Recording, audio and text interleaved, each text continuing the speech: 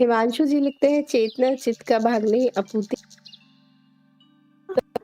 तो जब हम जागृत में हमेशा हमेशा का मतलब है कि अगर साधक नहीं है तो जीवन में एक बार भी ऐसा नहीं आएगा, ये विचार आएगा ही नहीं। जो साधक नहीं है उनके जीवन को पूरा टटोल लेना 40 साल 50 साल, उनके दिमाग में एक बार भी नहीं आएगा कि ये झूठ है, ये जीवन नहीं। आखिरी सांस तक यही सत्य लगेगा और प्राण भी नहीं छोड़ेंगे, क्योंकि यही सत्य लग रहा है। तो जब स्मृति हमारी ऐसी बन गई है कि ये सच है, जो हो रहा है सच है, वही स्मृति उठ के कहाँ चली गई? सपन में। देखिए, इतनी सी बस एक वाक्य है कि जागृत सच है, जो हो रहा है वो सच है, यही कहाँ चली गई? सपने में। तो सपने में भी कभी क्वेश्चन नहीं उठता, सपने में भी कभी क्वेश्चन मार्क नहीं लगता है कि ये सपना है। वहां पे भी हम क्या सोच रहे हैं कि ये सच है, और जबकि वहां आंखों के सामने चीजें बदल जाती हैं, स्थान बदल जाते हैं, समय बदल जाते हैं, हर चीज बदल जाती है, फिर भी वहां क्वेश्चन मार्क नहीं उठता कि ये झूठ हो सकता है या सपना हो सकता है। सपने में कभी नहीं पता चलेगा कि ये सपना है, वहां तो ऐसा ही लगेगा कि सच चल रहा है। पता कब चलेगा? जब सपना टूट जाएगा, तब पता चलेगा अच्छा वो सपना था। तो यदि बस इस वाक्य को, जिसे हम बोलते हैं कि ये सच है, यदि इसकी जगह हम एक वाक्य जोड़ दें और एक प्रोग्रामिंग ऐसी कर दें अपने माइंड की, ये प्रोग्रामिंग के ही काम आता है ये वाक्य, कि यह जीवन सपना है, यह जीवन सपना है, तो यही प्रोग्रामिंग एक दिन सपन अवस्था तक पहुंच जाती है और वहां पे क्लिक कर जाती है कि ये जो है ये सपना है, ये और कोई इस वाक्य का उपयोग नहीं है। देखो, ध्यान से सुनो जो मैं कह रही हूँ इस शब्द को, और कोई इस वाक्य का उपयोग नहीं है। जो गुरुजन कहते हुए मिलते हैं कि ये जीवन सपना है, सपने के समान है, इसका अर्थ है कि ये वाक्य कभी ना कभी आपको सपन अवस्था में काम आ जाएगा, और जैसे ही याद आया कि ये सपना है, वास्तव में सपना वहीं पे टूट जाता है और साफ स्पष्ट हो जाता है कि ये सपना चल रहा है। अब सपने का जो आनंद लेने में, उसे देखने में कितना आनंद आएगा, ये जानते हुए कि ये सपना है। अब चीजें बदलेंगी तो वहां फिर बुद्धि भी जागृत हो जाती है। वैसे आप देखते हो सपन में बुद्धि भी काम नहीं करती। मैंने कहा ना अभी कि वहां बुद्धि क्वेश्चन मार्क भी नहीं लगाती है कि ये सपना चल रहा है। तो ये एक हेल्प करेगा ये कि यदि हम इस जगत को, जो चल रहा है, जो जागृत अवस्था है, यदि हम इसे एक दृष्टा भाव से देखें कि जो परिवर्तनशील है वो मिथ्या है या वो सपना है, तो ये हमें सपन अवस्था में हेल्प करेगा। और दूसरा, यदि हम जब सपन अवस्था में चेतना हम जागृत करना चाहते हैं तो उसकी साधना ही चलती है। ऐसा नहीं है कि हमने 1 हफ्ते किया और हमारी सपन में आ गई चेतना, नहीं। हो सकता है किसी को 3 महीने लग जाए, हो सकता है किसी को 2 लगे, हो सकता है किसी को 1 महीना भी लगे, हो सकता है किसी को 1 साल भी लग जाए। वो साधक की योग्यता पर निर्भर है और जो वो चाहता है उसके लक्ष्य पे निर्भर है कि वो कितना डेडिकेशन है उसमें, उस लक्ष्य को पाने के प्रति। और सबसे लास्ट में हमारा सारा किया हुआ मात्र ऐसा है जैसे घड़े का मुंह सीधा करा, लेकिन बारिश की बूंदें उसमें तभी गिरेंगी जब बारिश होगी। तो हमारा जो भी प्रयास होता है सपन अवस्था में चेतना को लाने का, होश को लाने का, जितने भी हम कार्य करते हैं, जैसे मैं अभी बताया मैंने, या मैं और अभी बताऊँगी क्या-क्या हम कर सकते हैं इसमें। वो बस मात्र इतना ही है कि घड़े का मुँह सीधा करना। लेकिन चेतना जो आती है, वो मेरा अपना अनुभव कहता है, वो कृपा से आती है, जिसे हम गुरु कृपा भी कहते हैं। अब जो भक्त होगा, जो भक्ति मार्ग से होगा, वो उसे ईश्वर की कृपा कहेगा, कोई देवी की कृपा, कोई अपने इष्ट की कृपा, कोई अपने गुरु क्षेत्र की कृपा कह देते हैं। लेकिन जागृत से जब सपन में चेतना आएगी, तो प्रयास तो हमें करना ही है, घड़े का मुंह तो हमें सीधा करना ही है। लेकिन वो घड़ा भरेगा कब? अब जब बारिश होगी, और बारिश होने का अर्थ है यहाँ कृपा से। कृपा कब होती है? अब कृपा किस पे होती है, ये भी ध्यान देना। जैसे आपने देखा है, बच्चा जब परीक्षा देने कोई जाता है, तो वो परीक्षा में कब पास करेगा? तो हम उसको बोलेंगे कि अगर पढ़ेगा तो पास करेगा। सिर्फ पढ़ना ही गारंटी नहीं है पास होने की। उसे जो पढ़ा है वो समझ में भी आया हो, और वो उसकी याद भी हो, दिमाग में भी हो, और जो उसने पढ़ा है, याद है और दिमाग में है, वो एग्जाम में उसे लिख के भी आए, और जो लिख के आ रहा है वो सही लिखा हुआ भी होना चाहिए। पता चला पूछा जा रहा है ए फॉर एप्पल और लिख के आ रहे हो 2 दूनी 4। अब इसके बाद भी जो कॉपी चेक करेगा उसके मूड पर भी निर्भर करता है, आज वो बीवी से लड़के आया है या अच्छे मूड में आया है। जो कॉपी चेक करेगा उस पे भी निर्भर करता है। इसके बाद भी, इतना होने के बाद भी, सबसे लास्ट में जिसे साधारण सी भाषा में लक कह देते हैं, पेपर तो बहुत अच्छा हुआ था, पता नहीं क्या हुआ, फेल कर गए, या मैंने तो इतनी मेहनत भी नहीं करी थी, पता नहीं ये पेपर निकल कैसे गया। अच्छा, भाग्य से निकल गया। या कई बार सुनते हुए मिल जाते हैं कि भाग्य ने साथ दे दिया, तो वही उसी भाग्य को हम यहाँ पे गुरु कृपा कह रहे हैं। गुरु कृपा। तो गुरु कृपा किससे मिलती है?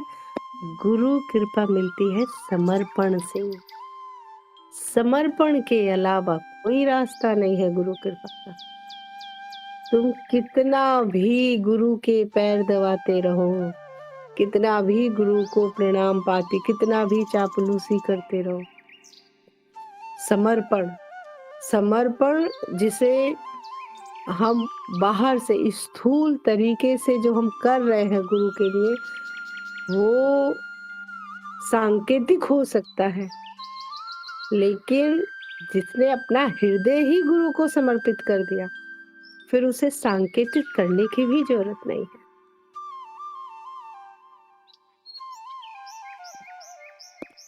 तो हाँ, स्वप्न में, जागृत में, सुसुप्ति में ही नहीं, मृत्यु में और जन्म में भी होश को संभाला जा सकता है। लेकिन जिस साधक की प्रायोरिटी लिस्ट में सबसे टॉप पर होगा तीनों अवस्थाओं में चेतना, उसको ही सफलता मिलेगी। जिसके 24 घंटे में से 15 कामों में से एक काम ये भी है अध्यात्म, उसको तो फिर बहुत समय लग जाएगा, बहुत सारा समय। सबसे पहले शुरुआत त्रिदिवसीय कार्यक्रम से करें। त्रिदिवसीय कार्यक्रम में 70-80% कूड़ा कचरा सब बाहर निकल जाता है, 20% बचता है, और 20% बचे हुए में फिर ज्यादा समय नहीं लगता, फिर बहुत कम समय। और जो साधक पहले से ही साफ सुथरे होके आए हैं, साफ सुथरे होके आने का मतलब है चित्त जिनका शुद्ध है, ज्यादा कचरा नहीं है, क्योंकि खाली होना है, भरना नहीं है। भरे हुए तो हम पहले से ही हैं। होना क्या है? खाली। तो चित्त शुद्धिकरण का मतलब ही ये है जो अननेसेसरी था, अनावश्यक था, जो बेफिजूल का था, अब चाहे वो आध्यात्मिक ज्ञान ही क्यों ना हो, हम यहाँ पर ज्ञान से ही ज्ञान को काट रहे हैं। हम यहाँ पर खाली कर रहे हैं, भर नहीं रहे हैं कुछ भी।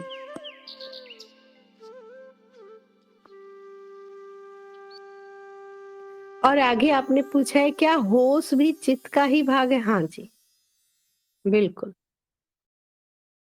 इसी को हम चेतना कहते हैं और चेतना ही चित्त की परत है, चित्त का ही भाग है। महाकाल जी ने लिखा है, पर कभी-कभी ऐसा होता है कि सपने में पता चल जाता है ये मेरा सपना है। हाँ, मैं ये नहीं कह रही कि नहीं पता चलता है, एक्सेप्शनल तो हर जगह है। मेरी नॉलेज में भी 1-2 लोग हैं जो बिल्कुल आध्यात्मिक नहीं है। कोई दूर-दूर तक उनका संबंध नहीं है। लेकिन जब मेरी उनसे बात हुई तो उन्होंने कहा कि हमें अक्सर सपने में पता चल जाता है कि ये सपना है। तो ऐसा नहीं है कि जो साधक है उन्हीं को सफलता मिलेगी। ऐसे बहुत सारे लोग हैं जो आउट ऑफ बॉडी एक्सपीरियंस में साधना कर रहे हैं। 1-1 साल, 2-2 साल हो जाती है, उन्हें नहीं हो रहा है। और बहुत पुरानी बात है, आज से 1 डेढ़ साल पहले एक मेरे संपर्क में एक आए और उन्होंने कहा उनका तो अध्यात्म से कुछ लेना-देना भी नहीं था। मोटरसाइकिल से जा रहे थे, टक्कर हो गई, एक्सीडेंट हुआ, वो मोटरसाइकिल से गिरे और उन्होंने पूरा आउट ऑफ बॉडी एक्सपीरियंस किया, पूरा 5 मिनट तक सारी घटना का, और फिर से बॉडी में ही थे। फिर वो आए, मिले, बात हुई उनकी, बहुत ज़्यादा घबराए हुए थे क्योंकि उन्होंने क्या किया, उन्होंने तो मृत्यु को देख लिया ना। तो ऐसा नहीं है कि साधकों के साथ ही चीजें होती है, जो साधक नहीं भी है उनको भी अनुभव हो जाते हैं, बस उन्हें ये पता नहीं होता कि ये अनुभव कैसे हो रहे हैं, किस चीज के अनुभव है, किससे संबंधित है, क्या है, नहीं है। और जो साधक होते हैं उनको बड़ी, अब देखो जो इसी की साधना कर रहे होंगे आउट ऑफ बॉडी एक्सपीरियंस की, उनको कितनी कैसा लगेगा उनको कि हमें ये एक्सपीरियंस हुआ, मतलब उन्होंने क्या पा लिया, उन्हें क्या मिल गया। और वही जो साधना में नहीं है वो तो डर जाते हैं, ये क्या मैंने देख लिया, ये क्या देख लिया। मुझे याद है वो बोले कि मैं 5 दिन लगातार सोया नहीं था उस घटना के बाद। तो उनके लिए वो चीज भयानक हो गई, इतनी भयानक कि उन्हें 5 दिन भी नींद नहीं आई।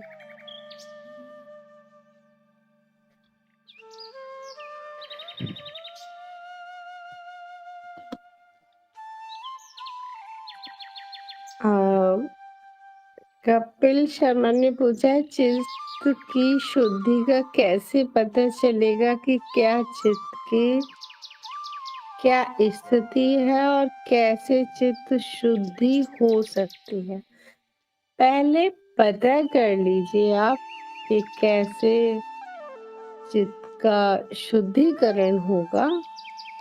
पहले आप ये पता करिए कि आपकी स्थिति क्या है, आप कहाँ हैं। उसके बाद आप जहाँ होंगे वहां से जैसे जैसे प्रगति करते चले जाएंगे, इसका अर्थ है कि आपकी शुद्धिकरण हो रहा है। शुद्धिकरण होना ही प्रगति है। चित्त का शुद्ध होना ही आध्यात्मिक प्रगति है। तो उससे चाहे ये कहो कि आध्यात्मिक प्रगति हो रही है साधक की, या ये कहो चित्त का शुद्धिकरण हो रहा है साधक का। और कैसे करना है ये मैं आपको भेज देती हूँ, इसको पढ़ के देखिए। इसको पढ़ने से थोड़ा-सा आपको सहायता होगी, और अगर फिर भी सहायता नहीं होती है तो मैं आपको एक वीडियो और साझा कर दूँगी। पहले इसको पढ़िए, इसी से ही बहुत कुछ समझ आएगा। अपनी स्थिति को जानिए, क्योंकि हम कहाँ पर खड़े हैं और हमें कहाँ पहुँचना है, ये 2 पॉइंट हमें ज़रूर पता होने चाहिए। किसी भी यात्रा में जाने से पहले हम कहाँ खड़े हैं और हमें कहाँ पहुँचना है, ये 2 पॉइंट का ज्ञान अति आवश्यक है। जैसे ही ये 2 पॉइंट हमें पता चल जाए कि हम कहाँ खड़े हैं और कहाँ पहुँचना है, अब सिर्फ हमें बीच की प्रक्रिया करनी है। गाड़ी से जाना है, ट्रेन से जाना है, पैदल जाना है, किसके साथ जाना है, अकेले जाना है, कैसे जाना है।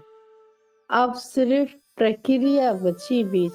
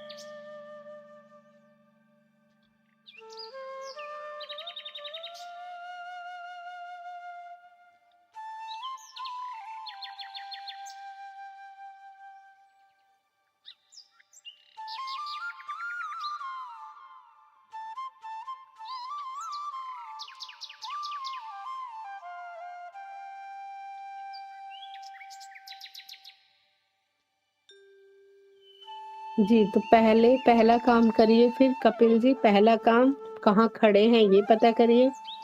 दूसरा काम अच्छे से सोचिए, विचारिए, 1 दिन लीजिए, 2 दिन लीजिए, 1 हफ्ता। पहुँचना कहाँ है? अध्यात्म से क्या चाहते हो? आध्यात्मिक यात्रा क्यों चाहते हो? क्यों शुरू की है आपने? कहाँ तक पहुँचना है? तो कहाँ से शुरू करना है ये, कहाँ पहुँचना है ये, और तीसरा आपने ढूँढ लिया है किसके साथ चलना है। ये तो आपने ढूँढ लिया। किसके साथ चलना है। अब बस आपको क्या करना है, जो कहा जाए बस उतना करना है बस। और आप देखेंगे कि प्रगति खुद आप बोलेंगे, दूसरा क्या बोलेगा? आनंद तो तब है ना जब आप बोले कि हाँ। और हम प्रगति किसे कहते हैं पता है? अज्ञान के नाश को। अगर आपकी मान्यताएं टूटने लगे, अवधारणाएं टूटने लगे, खाली होने लगो, बोझ उतरने लगे, झंझटें कम होने लगे, जीवन में शांति आने लगे, आनंद आने लगे, हल्का लगे, जीवन सुंदर लगे, तो समझ लेना कि प्रगति हो रही है। महाकाल करते हैं। कभी ऐसा होता है कि इंसान सोया होता है या जागा पता नहीं, पर इंसान अपनी बॉडी को देख पाता है और अगर उठना चाहे तो उठ नहीं पाता, बॉडी जकड़ी हुई होती है। मैंने सर्च किया था, उसे सबने एक बीमारी का नाम दिया है स्लीपिंग पैरालाइज। क्या सच में ये बीमारी है या कुछ और?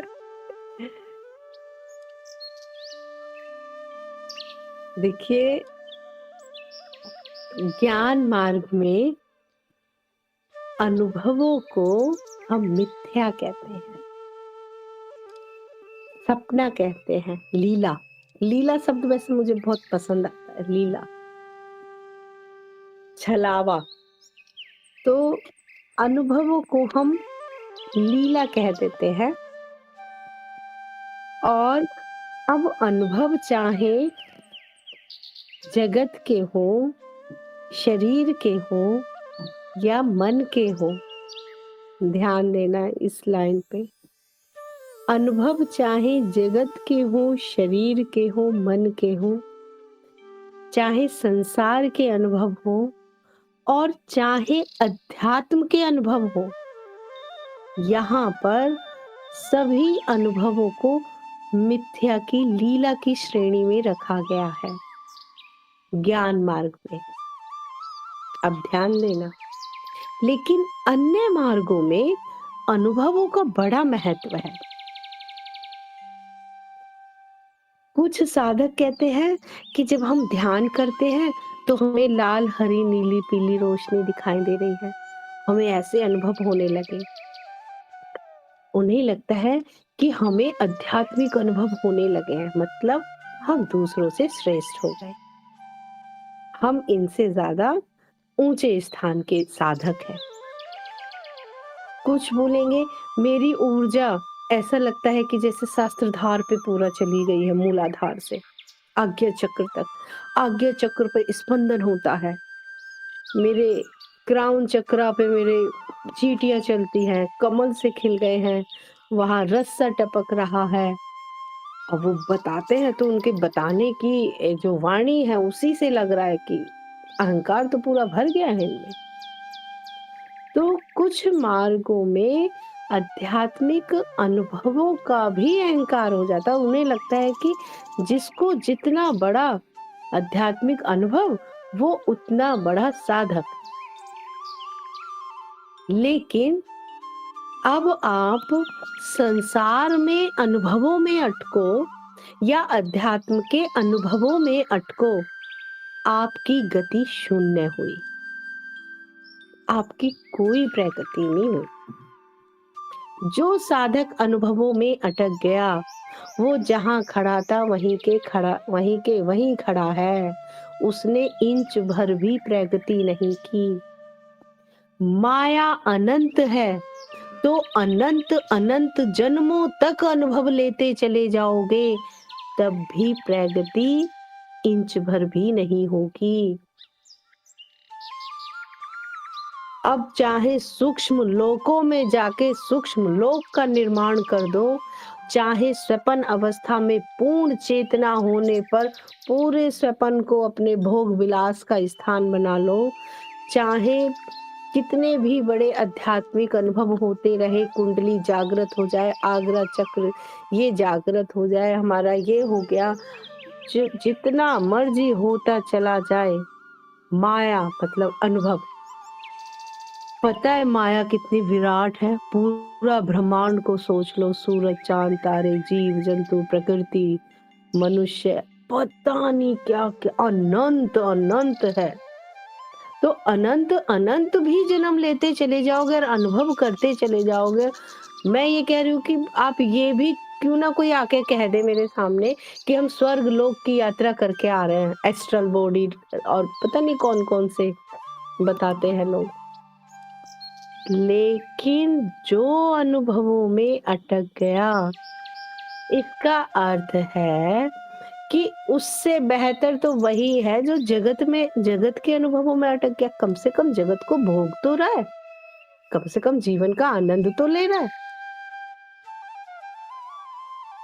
आध्यात्मिक जो अपने आप को कह रहे हैं अनुभवों में अटकने को, वो तो संसारी से भी बेकार से हो गए अगर वो वहीं अटक गए।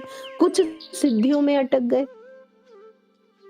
जो सिद्धियों में अटक रहे हैं, ध्यान देना, जो सिद्धियों में अटक रहे हैं, वो भी अनुभवों में ही अटक रहे हैं। तो फिर गति किसकी होगी? प्रगति किसकी होगी? जिसने दृश्य से अपनी दृष्टि को घुमाकर दृष्टा पे जो ले आया, उसकी 1 सेकंड में पूरी यात्रा खत्म, पूरा अध्यात्म खत्म। और यदि जो अपनी दृष्टि को दृश्य पे ही रखा, तो फिर लेते रहो जन्म, लेते रहो अनुभव। अब कितने भी अच्छे अनुभव, कितने भी बुरे अनुभव।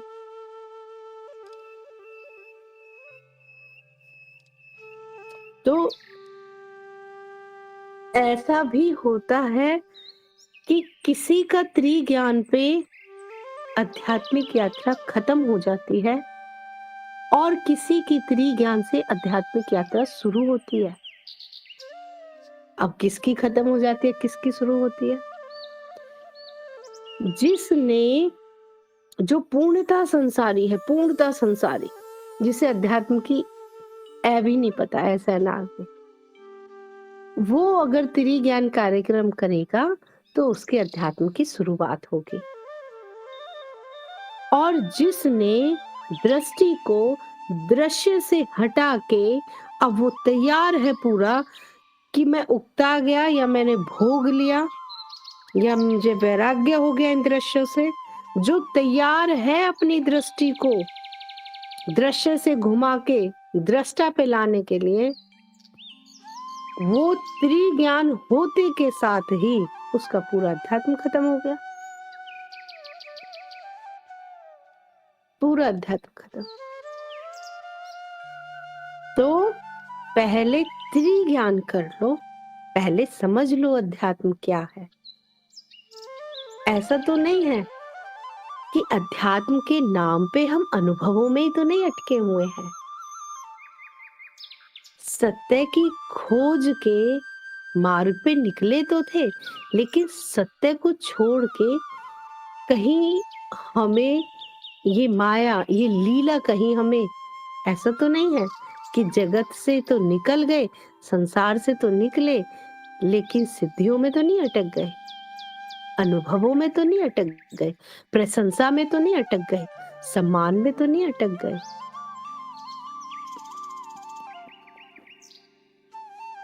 है ना?